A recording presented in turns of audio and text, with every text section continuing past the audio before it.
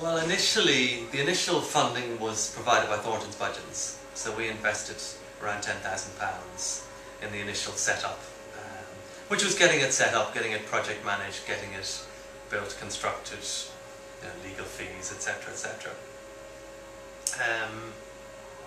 Once we were up and running, then I suppose the first thing we had to do was raise money for the external staircase, which we organised a feast.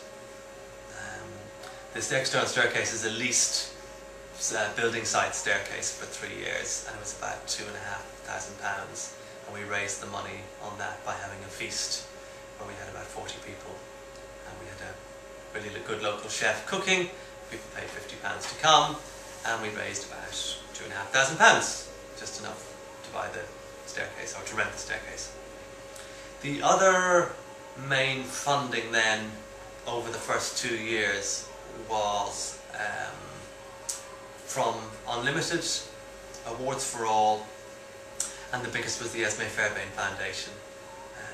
Now Esme effectively have paid 50% of the project manager's salary for 2 years, which is the biggest running cost associated with Food from the Sky.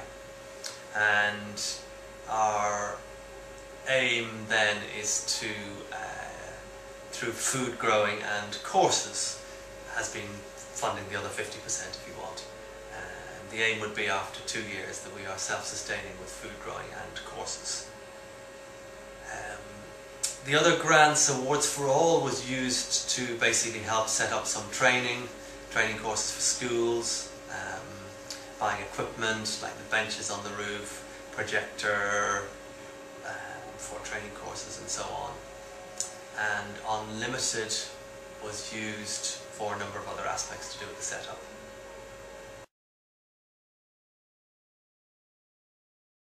Mostly they were submitting forms, filling out forms explaining what we wanted the money for, why we wanted it.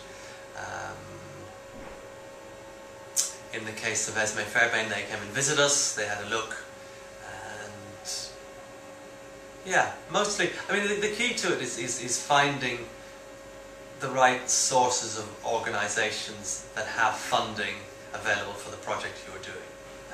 So Esme, for example, are really interested in replicability. So, can this be done elsewhere? If this is a one-off urban growing food project, they really wouldn't be interested in supporting it. What really interests them is the fact that this could be done. If the pilot was successful and we could interest other people, and through this template process, then this could be replicated and produced across many supermarkets across the country, and that was really interesting to them.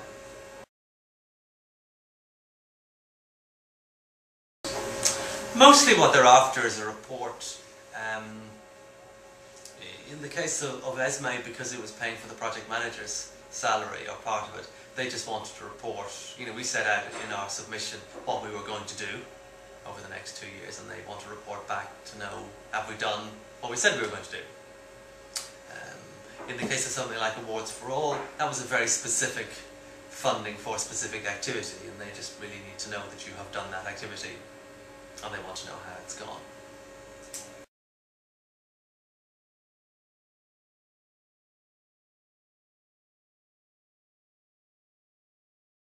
I suppose education has been the big revenue stream. So we have probably had 600 odd school children on the roof in various forms of education with their schools. Schools mostly have no money at the moment, but one of the couple of schools I think use the Unlimited. There were some funds that were available from Unlimited which funded some of the schools' work. Some of the other schools' work was they applied we have a Pennies for Plastic Trust in Thornton's budgets where we don't give away free carry bags, and everything we save gets put into local community projects. So a number of the schools applied to the Pennies for Plastic Trust for the education. So it's a source of income, but there has to be grant funded, because generally the schools don't have the money to pay for education or training. Then the Seed to Seed, which is a sort of adult food growing course that runs over 9 months, that was very much marketed at private individuals who are interested in urban food growing, and that was a source of income. I think the main piece with education is just it requires a lot of focus. It requires someone to dedicate time to it, and it requires communication and marketing. And I suppose there are a growing number of people doing different education programs in urban food growing. It's kind of just finding out what's particularly unusual about ours. And I think that the real focus of ours was the mission of Food from the Sky is bringing life back to cemented places. So the focus was very much about roofs and balconies and stuff like this.